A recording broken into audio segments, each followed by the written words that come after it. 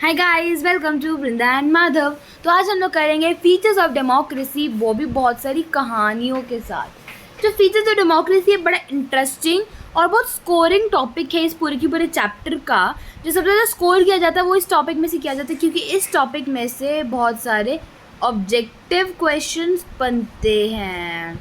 और आप लोगों को तो शायद नहीं पता, नहीं मैंने इस चीज़ की वीडियो आई गेस बनाई है, या I made a video on this कि जो सीबीएसई के लेटेस्ट पैटर्न के अकॉर्डिंग 10th क्लास का जो फाइनल एग्ज़ाम होगा at the end of the year होगा, उसमें जो है 40% MCQs होंगे, 40% सब्जेक्टिव होगा और 20% होगा case study picture based type से, है ना। तो जो 10th का होता है वही हम लोगों का 9th में चलता है। तो भाई 9th का पेपर पैटर्न हमेशा 10th के हिसाब से आता है, बस फ़र्क ये होता है कि जो 9th का पेपर है वो खुद स्कूल वाले बनाते हैं। तो इसके अकॉर्डिंग हम लोगों का 40% ऑब्जेक्टिव आना है, याद रखो 40% ऑब्जेक्टिव, ठीक है। तो उसके हिसाब से हम लोगों को करना पड़ेगा। तो फीचर्स ऑफ डेमोक्रेसी में हम लोगों ने एक बड़ी सिंपल सी डेफिनेशन से स्टार्ट किया था कि democracy is a form of government in which rulers are elected by the people. So इससे हम लोगों के क्वेश्चंस बहुत बनते हैं कि जैसे वो कौन से रूलर्स इस डेफिनेशन में, राइट यार, obviously you are the rulers यार। आप किसी को रूलर कह रहे हो तो रूलर है कौन, ये rulers. Who are this rulers? कौन से ऑफिशियल्स, कौन से ऑफिसर्स को इलेक्ट करना चाहिए in any government to be called a democracy? कौन से डिसीजंस नॉन इलेक्टेड ऑफिशियल्स ले सकते हैं in a democracy? Second, elected मतलब कि इलेक्शन किस टाइप का होएगा, ठीक है, किस टाइप का इलेक्शन होता है एक डेमोक्रेसी में। कौन सा इलेक्शन डेमोक्रेटिक इलेक्शन होता है और कौन अनडेमोक्रेटिक या नॉन डेमोक्रेटिक इलेक्शन होता है। क्या कंडीशंस होते हैं जिससे एक इलेक्शन को डेमोक्रेटिक कंसीडर किया जाए। Then people elected by the people, so who are the people, जो कि अपने रूलर्स को इलेक्ट कर सकते हैं, फिर खुद इलेक्ट हो सकते हैं एज रूलर्स। कौन से लोग हैं जो रूलर्स की तरह इलेक्ट हो सकते हैं, खुद इलेक्ट कर सकते हैं रूलर्स को। क्या इसमें हर सिटीज़न को लेना चाहिए ऑन इक्वल बेसिस? क्या डेमोक्रेसी कुछ सिटीजन्स को इस राइट को डिनाई कर सकती है? And finally is a form of government. तो ये कौन सी फॉर्म ऑफ गवर्नमेंट है? What kind of form of government is democracy? के इलेक्टेड रूलर्स जो चाहे वो कर सकते हैं डेमोक्रेसी में, या फिर एक डेमोक्रेटिक गवर्नमेंट को कुछ लिमिट्स, कुछ रिजिडनेस आई मस्ट से के साथ फंक्शन करना है। क्या डेमोक्रेसी में लोगों के जो सिटीजन्स है, सिटीजन्स के राइट को रिस्पेक्ट करना नेसेसरी है या नहीं? तो हर एक क्वेश्चन को हम लोग एक एग्जांपल से देखेंगे ऑफ अ कंट्री, ठीक है। तो सबसे पहले major decisions by elected leaders, ये वाला।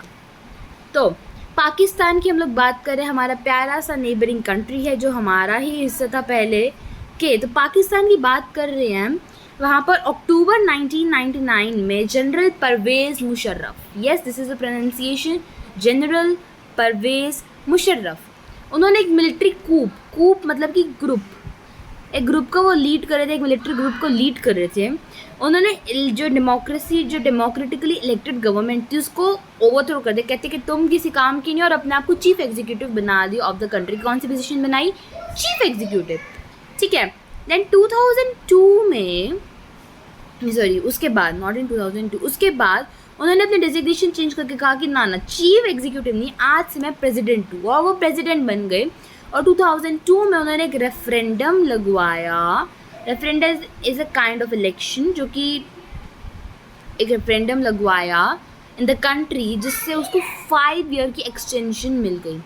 पाकिस्तान की media, human rights organisations, democracy activist, जो जितने भी NGO और सारा कुछ थे, उन्होंने कहा कि जो रेफरेंडम हुआ था, this referendum was based on mall practices and fraud, मतलब कि गलत चीज़ों पे ये रेफरेंडम बेस्ड था, फ्रॉड था ये।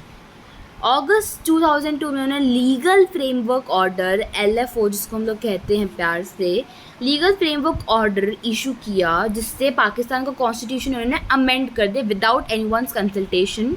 इस ऑर्डर के अकॉर्डिंग प्रेसिडेंट जो है नेशनल और प्रोविंशियल असेंबलीज को डिसमिस कर सकता है। जो सिविलियन कैबिनेट का जो काम है वो नेशनल सिक्योरिटी काउंसिल सुपरवाइज करेगा, जिसमें मिलिट्री ऑफिसर्स का डोमिनेशन रहेगा, क्योंकि मिलिट्री ऑफिसर्स तो यार इलेक्टेड तो है ही नहीं, लोगों ने उनको इलेक्ट कर नहीं रखा। इस लॉ को पास करने के बाद जो इलेक्शंस थे वो नेशनल, स्टेट, प्रोविंशियल कहो या स्टेट कहो, सेम बात है, स्टेट असेंबलीज के लिए हुए। सो पाकिस्तान में इलेक्शन हुए, उन्होंने रिप्रेजेंटेटिव्स को इलेक्ट किया और उनके पास पावर्स थी, लेकिन जो फाइनल पावर थी वो मिलिट्री ऑफिसर्स और जनरल मुशर्रफ के पास थी, जो कि इलेक्टेड नहीं थे, वो मिलिट्री के थे। तो क्लियरली बहुत से रीजंस है कि Pakistan under general Musharraf should not be called a democracy, but इसमें से एक रीज़न में हम लोग फोकस करेंगे। क्या हम लोग कह सकते हैं कि पाकिस्तान के जो रूलर्स थे उनको लोगों ने इलेक्ट नहीं किया था? I don't think so, right, क्योंकि अगर लोगों ने अपनी नेशनल और प्रोविंशियल असेंबलीज में अपने रिप्रेजेंटेटिव्स को अगर इलेक्ट कर भी दिया हो, लेकिन जिनको इलेक्ट किया गया था उनके पास तो पावर्स थी ही नहीं। असली पावर जो जनरल मुशर्रफ और मिलिट्री ऑफिसर्स के पास थी, वो फाइनल डिसीजंस ले ही नहीं सकते थे। फाइनल डिसीजन लेने की पावर आर्मी ऑफिसर्स और जनरल मुशर्रफ के पास थी, और उसमें से किसी को भी लोगों ने इलेक्ट नहीं किया था।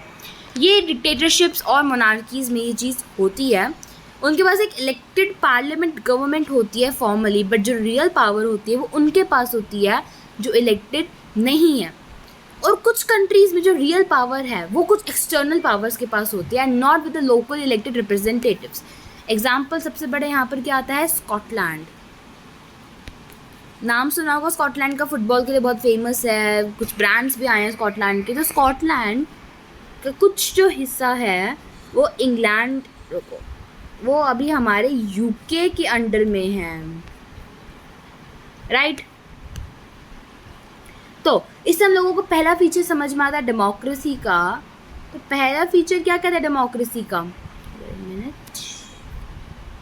पहला फीचर कहता है कि in a democracy final decision power must rest with those elected by the people. मतलब कि भाई जिनको लोगों ने इलेक्ट किया है उनके पास ही फाइनल डिसीजन मेकिंग पावर होनी चाहिए, ना कि उन लोगों के पास जिनको लोगों ने इलेक्ट नहीं किया है। So I hope this is clear. Second is free and fair electoral competition, कि अगर हमारे इलेक्शंस है तो इलेक्शंस में जो कंपटीशन होता है वो फ्री एंड फेयर होना चाहिए। ये सेकंड फीचर हो जाता है हमारे डेमोक्रेसी का। तो चाइना में इलेक्शंस रेगुलरली होते थे after every 5 years for electing country's parliament. Country के पार्लियामेंट का नाम है Quanguo Renmin Daibiao Dahui. Okay, let me repeat it, Quanguo Renmin Daibiao Dahui, जिसको नेशनल पीपल्स कांग्रेस या फिर NPC, ठीक है भाई, नेशनल पीपल्स कांग्रेस बोलो, क्वांगो रेनमिन दाइबियो दुहाई तो कुछ दाहुई तो कुछ अलग ही बोलने का है, ठीक है। नेशनल पीपल्स कांग्रेस बोलो, not offending any language.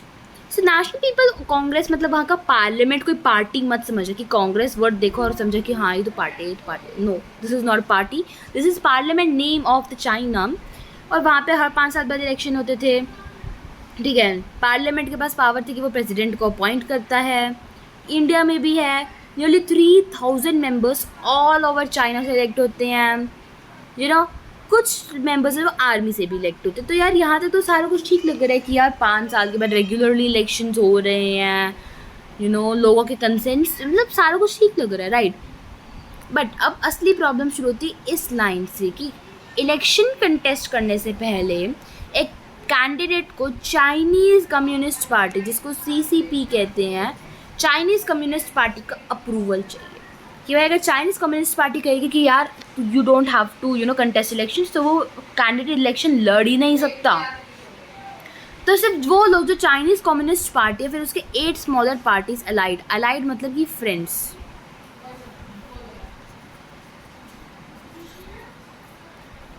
Allied मतलब कि फ्रेंड्स, ठीक है। तो चाइनीज़ कम्युनिस्ट पार्टी के सिर्फ वो मेंबर्स जो चाइनीज़ कम्युनिस्ट पार्टी के हैं, या फिर उसके 8 अलाइड पार्टीज़, कितनी स्मॉलर अलाइड पार्टीज़ है? 8। उन पार्टीज़ के सिर्फ वो ही कंटेस्ट इलेक्शंस कर सकते हैं इन 2002 to 3। तो ये जो गवर्नमेंट है वो हमेशा कम्युनिस्ट पार्टी बनाती है।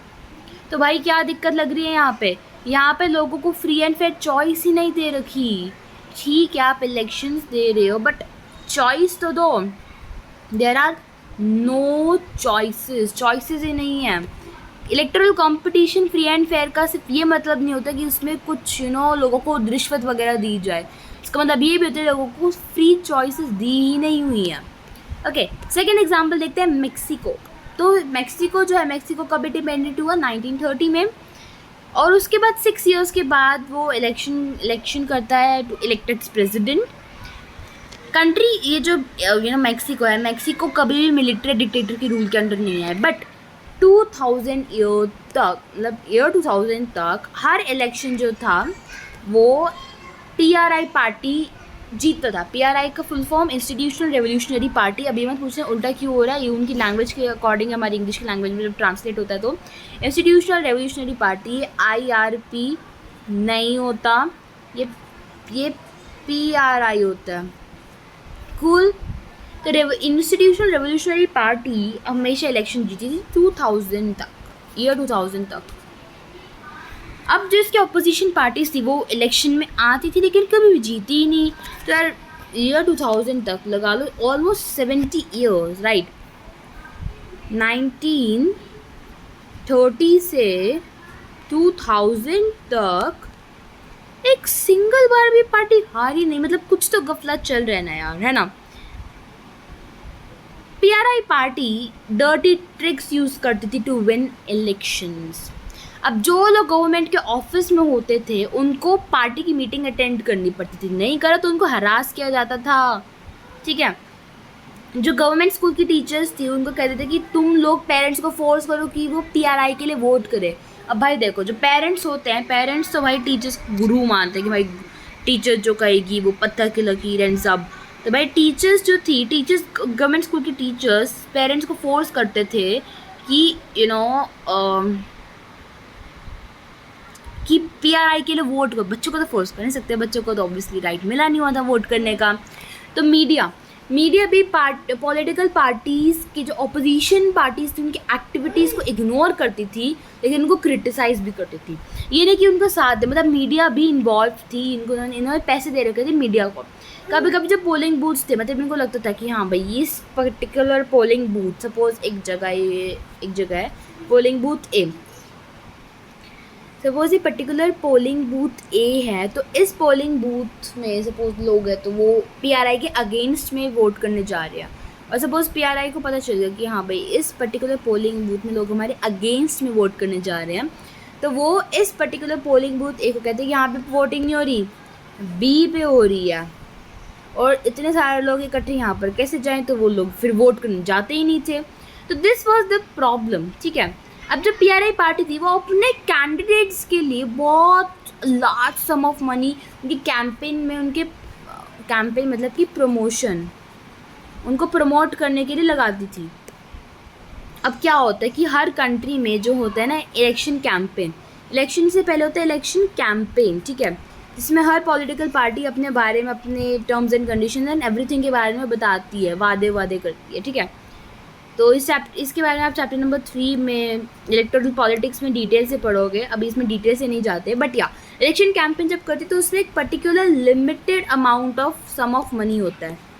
लिमिटेड, ओ गॉड,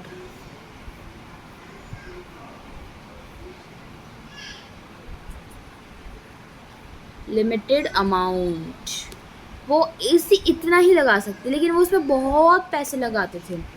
सो क्या चाइना और मेक्सिको के एग्जाम्पल को हम लोगों को ये कंसिडर करना चाहिए कि लोग अपने रूलर्स को इलेक्ट कर रहे हैं? इन एग्जाम्पल से हम लोगों को लगता है कि ऑफकोर्स नहीं कर रहे यार, बहुत सारी प्रॉब्लम्स हैं. चाइना की बात करते हैं, चाइना में लोगों को सीरियस चॉइस मिल ही नहीं रही है.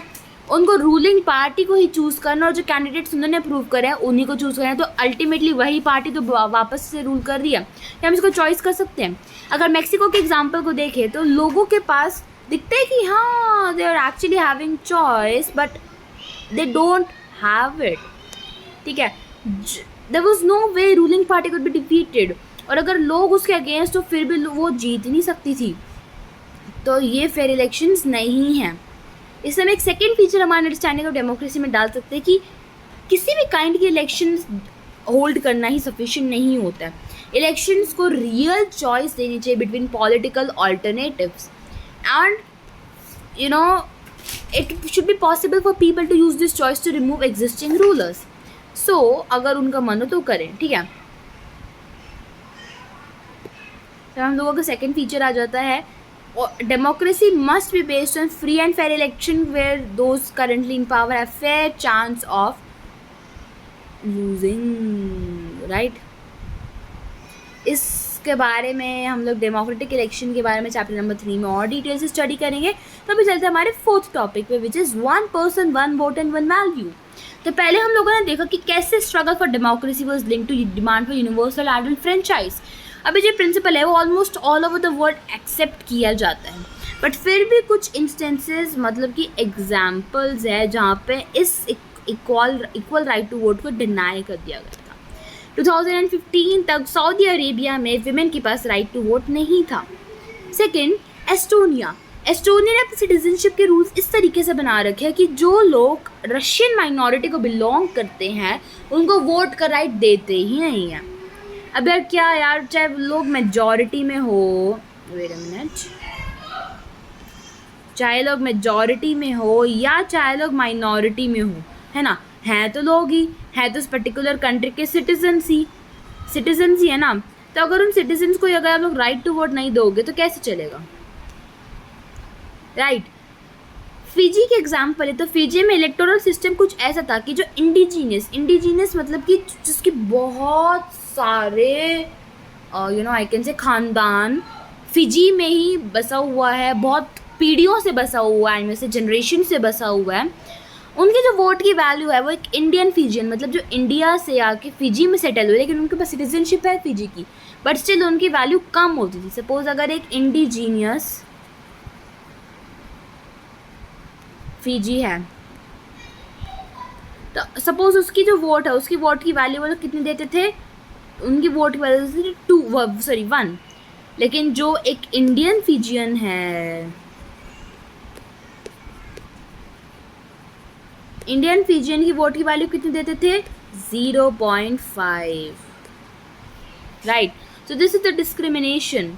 तो democracy fundamental principle of political equality में भेजे भाई, अगर आप लोगों को इक्वालिटी ही नहीं दोगे तो डेमोक्रेसी के बेसिक स्पिरिट, डेमोक्रेसी का व्हाट शुड आई से एसेंस ही नहीं रहेगा. तो हमारे पास थर्ड फीचर आ जाता है कि in a democracy each adult should have right to vote. In a democracy each adult must have 1 vote and each vote must have 1 value. इसके बारे में हम लोग चैप्टर नंबर 3 में डिटेल से स्टडी करेंगे. Now we have our fourth feature and इसके बाद हम लोग सम अप कर देंगे हमें यार इसको, ठीक है. So fourth feature is rule of law and respect for rights. So Zimbabwe is a country. So Zimbabwe जो है वाइट माइनॉरिटी रूल्स 1980 में मिली थी उनको इंडिपेंडेंस. Important point. सो उस टाइम से कंट्री जो है उनको रूल कौन सी पार्टी कर रही है, ज़ानू पीएफ मतलब वो पार्टी जिसने वहाँ के फ्रीडम स्ट्रगल होगा. जैसे कांग्रेस, हमारे यहाँ पे कांग्रेस है Indian national Congress, INC. Indian national Congress ने हमारा फ्रीडम स्ट्रगल लीड किया था, बट हमारा अभी गवर्नमेंट कौन सी चल रही है, BJP, भारतीय जनता पार्टी की गवर्नमेंट चल रही है अभी, am I right? सो ये तो ज़ानू पीएफ लगा लो, ये अपने यहाँ की कांग्रेस है, ठीक है. तो ZANU PF is a country that led its freedom struggle and इसकी फुल फॉर्म आपके सिलेबस में नहीं है, ज़ानू पीएफ की फुल फॉर्म, राइट. सो जो इसके लीडर थे, इसके लीडर का नाम क्या है, रॉबर्ट मुगाबे. अच्छा, इससे रिलेटेड आपने एक और नाम सुना है कभी, मोगेम्बो, खुश हुआ, सुना है ना. तो प्रेसिडेंट मुगाबे, रॉबर्ट मुगाबे, ठीक है. इलेक्शंस जो है ज़ानू पीएफ जब से इंडिपेंडेंट हुआ है, वो कंट्री 1980 में इंडिपेंडेंट हुआ है, तब से इलेक्शंस रेगुलरली हो रहे हैं और हमेशा ज़ानू पीएफ जीत रही है. प्रेसिडेंट मुगाबे बहुत पॉपुलर थे, बट अनफेयर प्रैक्टिसेस वो यूज़ करते थे इन इलेक्शंस. क्या है, पावर की बात है, कुर्सी की बात है, और कुर्सी तो हर किसी को चाहिए होती है, राइट. ओवर द ईयर्स जो उनकी गवर्नमेंट थी वो कॉन्स्टिट्यूशन चेंज करती रहती थी. क्यों? ताकि जो प्रेसिडेंट है उनकी पावर हो जाए इंक्रीज, एंड ताकि वो लेस अकाउंटेबल मतलब होता है क्वेश्चनेबल, कि लोग उनके ऊपर क्वेश्चन ना कर सके, राइट. जो ऑपोजिशन पार्टी के वर्कर्स इनको हरास कर दिया जाता था, उनकी मीटिंग्स को बंद कर दिया जाता था। पब्लिक प्रोटेस्ट और डेमोन्स्ट्रेशंस को कहा कि भाई इलीगल है। अरे आप ये कैसे कर सकते हो? लोग अगर अपने विचारों को बोलेंगे ही नहीं, बताएंगे ही नहीं, तो आपका एसेंस ही नहीं रहेगा ना, राइट। और अगर कोई गलत चीज़ हो रही है तो उसके अगेंस्ट में प्रोटेस्ट करना, डेमोन्स्ट्रेशन करना is a right, is a birth privilege right. So एक ऐसा लॉ भी था जिससे right to criticise the president हो गया था लिमिट। टेलीविजन और रेडियो को गवर्नमेंट करती थी कंट्रोल। अब आप ऐसे कर सकते हैं, मीडिया को तो आप कंट्रोल कर रहे हो। Media is the the voice of the common man, right. और खाली रूलिंग पार्टी का वर्जन देती कि भाई तुम लोगों को खाली टेलीविजन रेडियो पे रूलिंग पार्टी का बताना है। इंडिपेंडेंट न्यूज़पेपर्स थे वहाँ पर, ऑफ कोर्स थे इंडिपेंडेंट न्यूज़पेपर्स, बट गवर्नमेंट जो थी उनके जर्नलिस्ट को, जो उनके अगेंस्ट जाते थे, उन जर्नलिस्ट को करा देते बुरी तरह हरास। जो गवर्नमेंट जो थी वो कोर्ट की जजमेंट को करती रहती थी इग्नोर, जो कि उसके अगेंस्ट जाते थे। जजेस को भी प्रेशराइज करती थी, यार आप जुडिशरी को भी मतलब ऐसे करो, सो ये तो बिल्कुल गलत है ना। तो फाइनली कहा कि भाई तुम निकलो, तुम माना कि तुम लोगों ने हमारा फ्रीडम स्ट्रगल लीड किया, बट इसका मतलब ये थोड़ी तुम हमारे सब हरकतें मारोगे, है ना। तो उनको 2017 में निकलवा दिया गया, भाई तुम निकलो यहाँ से। तो जिम्बाब्वे का एग्जाम्पल हम लोगों को बताता है कि जो रूलर्स हैं उनका पॉपुलर अप्रूवल नेसेसरी है डेमोक्रेसी में, लेकिन सफिशिएंट नहीं है। पॉपुलर गवर्नमेंट्स अनडेमोक्रेटिक हो सकती है, पॉपुलर लीडर्स ऑटोक्रेटिक हो सकते हैं, लेकिन अगर हम लोगों को डेमोक्रेसी चाहिए तो बहुत इंपॉर्टेंट है कि इलेक्शंस को देखें। बट इतना ही इंपॉर्टेंट है कि हम लोग इलेक्शन से पहले और इलेक्शंस के बाद देखें, राइट। सो एक रूम होना चाहिए जिसमें हम नॉर्मल पॉलिटिकल एक्टिविटी कर सकें, पॉलिटिकल अपोजिशन कर सकें in the period before elections. इससे दिस रिक्वायर्ड्स की जो स्टेट है, state should protect some basic rights of the citizens, right to information, right to equality, right to say anything. So unke they should be free to think, they should have opinions, they should express these in public, to form associations, protest and take other political actions. It must be allowed. So everyone should be equal in the right of laws, which I said political equality. ये जो rights है इनको एक independent judiciary करेगी control. जैसे last time पे जो हमने अभी जिम्बाब्वे का एग्जाम्पल पढ़ा, वहाँ पे जजेस व प्रेशराइज्ड। तो भाई जज अगर प्रेशराइज है, जुडिशरी इंडिपेंडेंट नहीं है। जुडिशरी इंडिपेंडेंट होना बहुत जरूरी है, इसके बारे में चैप्टर 5 और चैप्टर नंबर 4 में करेंगे। तो सिमिलरली कुछ कंडीशंस होती है जो अप्लाई करती to the way government is run after the elections, right. तो एक डेमोक्रेटिक गवर्नमेंट वो नहीं कर सकती जो उसका मन करे, क्योंकि उन्होंने इलेक्शन जीत लिया। उनको कुछ बेसिक रूल्स को रिस्पेक्ट करना होता है, इन पर्टिकुलर उनको कुछ गारंटीज़ को रिस्पेक्ट करना होता है, इवन टू द माइनॉरिटीज़। हर मेजर डिसीजन को एक सीरीज ऑफ कंसल्टेशंस के थ्रू जाना पड़ता है। हर ऑफिस बियरर के पास कुछ राइट्स और रिस्पॉन्सिबिलिटीज़ है जो कि कॉन्स्टिट्यूशन ने दी है। तो जो कॉन्स्टिट्यूशन की जो बात बार बार आ रही है, ये कॉन्स्टिट्यूशन के बारे में हम डिटेल से पढ़ेंगे हमारे चैप्टर नंबर 2 में। और हर कोई अकाउंटेबल नहीं to the people but also to the independent officials. तो इसके बारे में चैप्टर नंबर 4 में पढ़ेंगे, वर्किंग ऑफ इंस्टीट्यूशंस में। तो इससे हम लोगों को fourth and final feature of democracy मिल जाता है, which is a democratic government rules within limits set by constitution, law and citizens rights. तो अगर हम लोग समअप करना चाहें, हमारा अभी तक हमने जितना भी किया है, अगर हम उसको समअप करें तो क्या कहेंगे कि हम लोग ने सिंपल डेफिनेशन शुरू किया था, democracy is a form of government in which rulers elected by the people. हम लोगों ने देखा कि डेफिनेशन एडिक्वेट नहीं है, क्योंकि हम लोग इसमें कुछ जिसके कीवर्ड्स हैं उनको एक्सप्लेन करना चाहिए। बहुत सारे एग्जांपल्स से हम लोगों ने इन 4 फीचर्स पे वर्कआउट किया डेमोक्रेसी के as a form of government. Accordingly democracy कैसी form of government in which rulers are elected by the people and take all the major decisions. Second, elections offer a choice and fair opportunity to people to change the current rulers. Third, this choice and opportunity is available to all the people on an equal basis. And fourth, the exercise of the choice leads to a government limited by basic rules of constitution and citizens' rights. Right. अब हम लोग देख लेते हैं हमारे थोड़ा pictures and हमारे जितना भी अभी तक आ रखा है, डेमोक्रेसी आ गया क्या। अब हम लोग अपने पिक्चर्स को स्टडी करते हैं, तो यहाँ तक करिए। So this is the first picture in this topic, I must say. ये आप कार्टून को देखो, read the cartoon and let me just read the description of it. तो सीरिया एक बड़ी छोटी सी कंट्री है इन वेस्टर्न एशिया। वहाँ की जो रूलिंग पार्टी बाथ पार्टी, उनके कुछ स्मॉलर एलाइज ही कंट्री में अलाउड है टू कंटेस्ट इलेक्शंस। क्या आप लोगों को लगता है कि चाइना में या मेक्सिको में अप्लाई हो सकता है? ऑफ कोर्स हो सकता है। अच्छा, crown of leaves of democracy क्या बताता है? Crown of leaves of democracy बताता है कि peace, oak leaves, these are oak leaves. Oak leaves का मतलब अगर हम लोग हिस्ट्री की भाषा में देखें, अगर हम एलिगरीज की उसमें देखें, अगर हम पिछली जर्मीनिया एक होती है एलिगरी, अगर हम जर्मीनिया की फॉर्म में देखें तो ओक लीव्स मतलब कि हीरोइज्म, राइट। यहाँ पर हम लोगों का मतलब है पीस। सो ये देखो, यहाँ पर सीरिया के जो ये देखो मिलिट्री ऑफिशियल हम लोगों को दिख रहे हैं, तो मतलब यहाँ पे मिलिट्री ऑफिशियल है। सो मिलिट्री ऑफिशियल कह रहे हैं कि जब तक आप इस फॉर्म को भर के नहीं कहते कि मैं अलबात पार्टी में हूँ, तब तक आप यहाँ के मेंबर नहीं बन सकते। क्या ये क्लियर है? और यहाँ कौन आया था? डेमोक्रेसी आ रही थी। ये तराजू का दिखाता है कि everyone is equal, right. Second one is, ये है लैटिन अमेरिका के कॉन्टेक्स्ट में बनाया गया है। क्या आप लगता है पाकिस्तान की सिचुएशन में हो सकता है, या कुछ और कंट्री सोचो जहाँ पे अप्लाई हो सकता है? क्या कभी कभी हमारी कंट्री में भी अप्लाई हो सकता है? आई डोंट थिंक सो कि हमारी कंट्री में अप्लाई हो सकता है, क्योंकि हमारी कंट्री में कभी भी मिलिट्री रूल नहीं आया। But yeah it can surely relate to Pakistan. And of course हमने एक और कंट्री का एग्जाम्पल पाया था, म्यांमार। तो म्यांमार में भी हो सकता है। यहाँ पे हमारा उन्नी, हीज उन्नी, ओके। आप लोगों को पता है कैरेक्टर उन्नी है और एक मुन्नी है, तो जो उन्नी है, उन्नी व्हाट इज उन्नी सेइंग कि एकदम रिमोट है मेरे लिए सब कुछ। डेमोक्रेसी सिर्फ रूलर्स और गवर्नमेंट्स के बारे में, कि हम लोग एक डेमोक्रेटिक क्लासरूम में डेमोक्रेटिक फैमिली की बात कर सकते हैं? ऑफ कोर्स करेंगे। इन हमारा 1.4 टॉपिक, तो 1.4 टॉपिक में हम लोग इसी चीज़ के बारे में बात करेंगे, broader meanings of democracy. Democracy government के बारे में नहीं, डेमोक्रेसी क्लासरूम में भी हो सकती है, डेमोक्रेसी फैमिली में भी हो सकती है। Okay, then next one, this cartoon was titled Building Democracy, was first published in Latin America publication. What do money back signify here? कि भाई जब तक आप पैसे नहीं डालोगे तब तक कुछ होना नहीं है।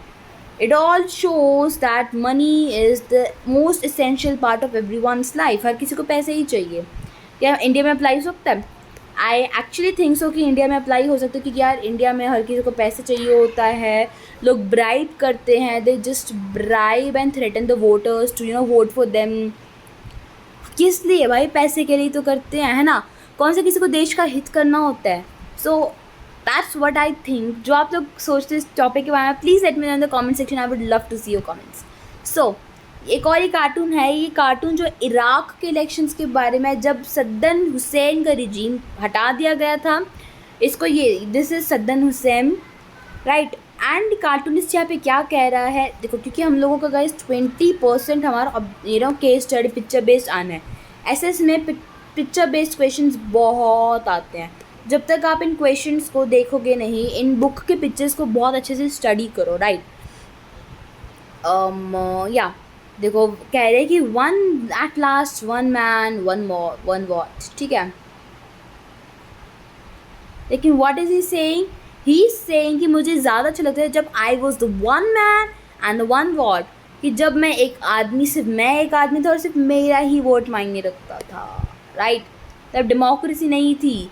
अच्छा, यहाँ पर Munni, she is Munni, I think you all know her. So Munni कहती है कि हम लोग जिम्बाब्वे के बारे में बात क्यों करते हैं? हम लोगों ने इस टाइप की रिपोर्ट्स हम लोगों की कंट्री में भी बहुत बार पढ़ेगी। हमारे जो गवर्नमेंट ऑफिशियल्स हैं वो हम लोगों के बेसिक राइट्स को, कॉन्स्टिट्यूशन के बेसिक लॉज को वायोलेट कर रहे हैं। तो क्या हम वो डिस्कस नहीं कर सकते? ऑफ कोर्स कर सकते हैं। आप लोगों के डेमोक्रेसी के बारे में और इन सारे रिपोर्ट्स के बारे में क्या क्या कहना है, please let me know in the comment section. I would love to read your comments. The next one is Chinese government, China की बात हो रही है कि Chinese government blocked free flow of information on internet by placing restrictions on popular websites like Google and Yahoo. The image of tanks and an unarmed student reminds the reader of another major event in recent Chinese history. Find out about that event. So this is your homework. You have to find about this and that event.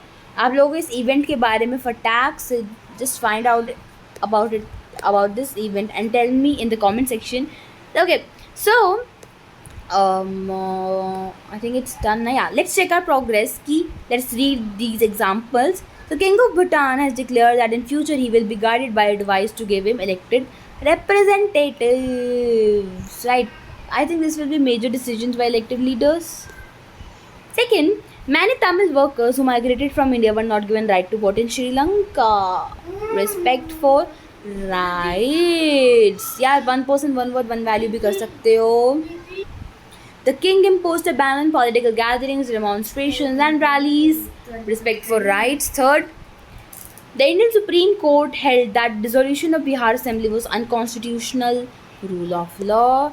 Political parties have agreed that neutral government should rule the country. Fair and fair elections. तो इसके बाद हम लोगों का क्या topic रह जाएगा, Y democracy का हम लोग का टॉपिक रह जाएगा. एंड हमारे आगे 2 वीडियोस और के बाद हम लोगों का ये चैप्टर हो जाएगा fully complete. And I just hope that you have understood this chapter very well. कोई भी डाउट हो please let me know in the comment section. Okay, so yeah, this was it, and take your care, be safe, and bye bye.